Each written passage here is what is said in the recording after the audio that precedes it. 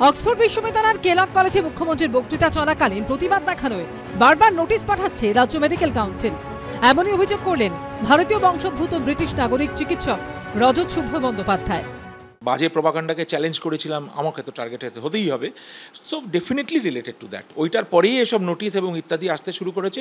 আমি এটা ছিঁড়ে ফেলে দিয়েছি, কারণ আমি not affiliated to West Bengal medical council, আর আমি এখানে প্র্যাকটিস করি না। আর ইংল্যান্ডে প্র্যাকটিস করি কি না করি সেটা that's none of your business. তাই জন্য আমি ওটা উত্তর দেওয়া দরকার মনে করিনি। গত মার্চ মাসে অক্সফোর্ড বিশ্ববিদ্যালয়ের কেলগ কলেজে বক্তৃতা দিতে যান মুখ্যমন্ত্রী মমতা বন্দ্যোপাধ্যায়।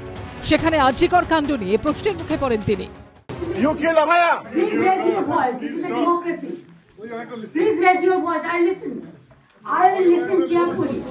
অভিযোগকারী চিকিৎসক রজত শুভ্র বন্দ্যোপাধ্যায়ের দাবি, সেই সভায় প্রতিবাদ জানান তিনি। ছবিতেও প্ল্যাকার্ড হাতে দেখা যায় তাকে। চিকিৎসকের দাবি, এরপরই রাজ্য মেডিকেল কাউন্সিলের তরফে 2 এপ্রিল তার কালীঘাটের বাড়ির ঠিকানায় নোটিশ পাঠানো হয়। রাজ্য মেডিকেল কাউন্সিলের তরফ থেকে ডক্টর রজত শুভ্র মুখোপাধ্যায়কে নোটিশ পাঠানো হয়েছে এবং একাধিকবার নোটিশ পাঠানো হয়েছে, তার জবাব তলব করা হয়েছে। এই মুখ্যমন্ত্রীর কথা বললেন, উনি গেছিলেন সেটা কেলগ বলে একটা ছোট্ট কলেজের রাস্তার ধারে কোনো একটা ছোট্ট কলেজে। It's not at all Oxford university. কিছু কিছু ব্যাপার আমি প্রোটেস্ট করার জন্য ওখানে গিয়েছি। ওইটার পরেই এসব নোটিশ এবং ইত্যাদি আসতে শুরু করেছে। রাজ্য মেডিকেল কাউন্সিলের তরফে নোটিশে লেখা হয়, রাজ্য মেডিকেল কাউন্সিলের কাছে অভিযোগ এসেছে যে চিকিৎসক রজত শুভ্র বন্দ্যোপাধ্যায় অ্যানাস্থেসিস্ট হিসেবে ব্রিটেনে প্র্যাকটিস করছেন। রাজ্য মেডিকেল কাউন্সিলের MBBS হিসেবে নথিভুক্ত রয়েছেন তিনি। তার কাছে জানতে চাওয়া হয়েছে তার উচ্চতর কোয়ালিফিকেশন কেন নথিভুক্ত করা হয়নি। তিনি যে ব্রিটেনে প্র্যাকটিস করছেন সেই তথ্য রাজ্য মেডিকেল কাউন্সিলকে জানানো হয়নি। ইন্ডিয়ান মেডিকেল কাউন্সিলের 26 আর 28 ধারা অনুযায়ী এই তথ্য রাজ্য মেডিকেল কাউন্সিলকে জানানো উচিত ছিল। আমরা একটা অভিযোগ পেয়েছিলাম যে উনি অ্যানাস্থেসিওলজি প্র্যাকটিস করেন, কিন্তু আমাদের রেকর্ড অনুযায়ী দেখা গেছে যে উনি MBBS হিসেবে আমাদের কাছে রেজিস্টার্ড। সেই জন্যে IMC অ্যাক্টে 26 এবং 28 ধারা, এবং তাছাড়া উনি ইংল্যান্ডে প্র্যাকটিস করেন।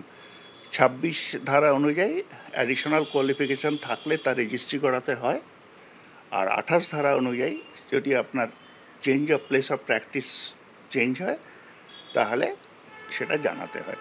এই দুটোর কারণ জানতে চেয়ে আমরা ওনাকে চিঠি দিয়েছি। আমি এটা ছিঁড়ে ফেলে দিয়েছি, কারণ আমি not affiliated to West Bengal medical council, আর আমি এখানে প্র্যাকটিস করি না। আমি কোনো পেশেন্ট প্র্যাকটিস এখানে করি না, তাই জন্য ওটা আমার মনে হয়নি আমি করব। আর ইংল্যান্ডে প্র্যাকটিস করি কি না করি সেটা that's none of your business. তাই জন্য আমি ওটা উত্তর দেওয়া দরকার মনে করিনি। একদা কালীঘাটের বাসিন্দা ব্রিটিশ নাগরিক চিকিৎসককে নিশানা করেছেন কুণাল ঘোষ।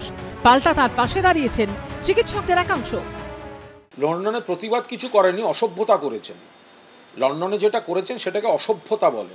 ওই তো 6 পিস লোক মিলে একটা ফেসবুকে তুলে অসভ্যতা করেছেন। সেখানে দাঁড়িয়ে কলকাতার বাসী হয়ে তিনি প্রাক্তন CPM না বিজেপি, ওখানে ওই বিজেপি আর CPM-এর কয়েকজন বা নকশাল ওই 6 জন, তারা ওখানে দাঁড়িয়ে একটা গোলমাল করার চেষ্টা করেছিলেন। আমি ওনাকে বলছি, দিনক্ষণ তারিখ জানিয়ে কলকাতা বিমানবন্দরে পা রাখুন। তার বিরুদ্ধে ব্যবস্থা গ্রহণের যে উদ্যোগটা গ্রহণ করেছে, এটা আমরা মনে করি যে তিনি অভয়া আন্দোলনের সঙ্গে যুক্ত থেকে আমাদের এখানের প্রশাসনে যারা আছেন তাদের বিরুদ্ধে বিক্ষোভে তিনি অংশগ্রহণ করেছিলেন বলে মেডিকেল কাউন্সিল তার পেশাগত জীবনকে শেষ করে দেওয়ার চক্রান্ত করছে। এটা চূড়ান্ত রাজনৈতিক প্রতিহিংসা ছাড়া আর কিছুই নয়। রাজ্য মেডিকেল কাউন্সিলের নোটিশ পাঠানো নিয়েই এখন জোর বিতর্ক। ঝিরাম করঞ্জাই ও কৃষ্ণেন্দু অধিকারীর রিপোর্ট, ABP আনন্দ।